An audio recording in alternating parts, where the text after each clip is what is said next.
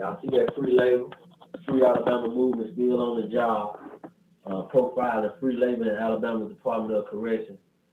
No, this is not a remix. This is not a redo. This is not an old film from the 1800s,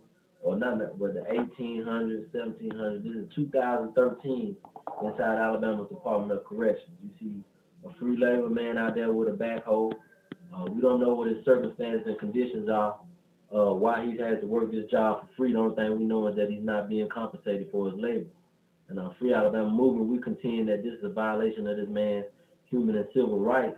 And so we are protesting and asking for compensation for our labor because we have no other way to support ourselves. You see the man tired, he's leaning up against the stick, you know. But that's what life is like inside the Department of Corrections if you've been convicted of a crime. He's not required to go to school. They don't have it mandatory that he go to class.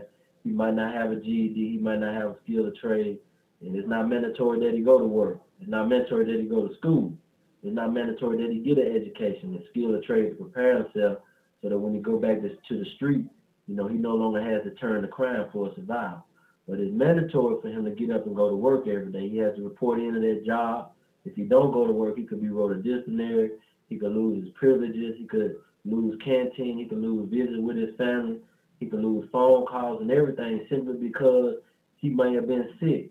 He didn't want to go to work today. You know, he may be tired, but the State Department of Corrections don't care. But they're not going to make this same man go to school if he needs a GED. They're not going to make him get a skill of trade. They're not going to make him do the things that will help him be successful when they get back to the street. They're going to make him work for them and provide free labor. And that's what Free Alabama Movement comes in. Free Alabama.